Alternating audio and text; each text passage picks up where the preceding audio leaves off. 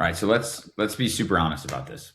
How widespread do you think the practice of manipulating remote designs is? And in your best guess or opinion, how long has this been going on in solar? I think it's probably fairly widespread, especially in certain markets, and I think it's been going on a long time.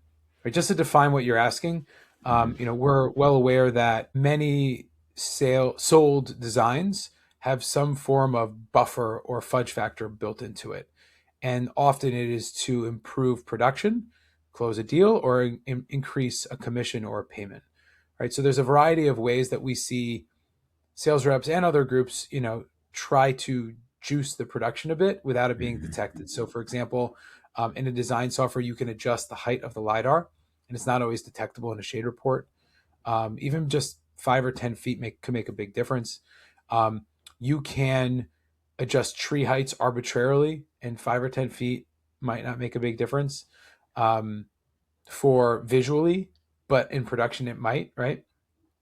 You can change the spacing between solar panels to fit more mods on certain roofs.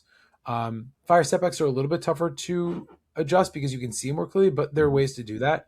Right. So we're just aware that on the margin, there's a way to adjust a remote design when it's sold to maximize output, to maximize how much a rep's getting paid. And then, yeah, you could clean it up down the road if you want to, right? That's a change order or not. Maybe you take it to a field change order, so it has to happen anyways, right? So those are ways that we're seeing people, uh, you know, juice what they're getting out of a project, and often at the expense of the homeowner and at the expense of the finance company. But the finance companies don't know. They often just either rebuild it in their own remote design tool, or they ask for a picture from a shade report, and you Mm-hmm. can't really tell close enough.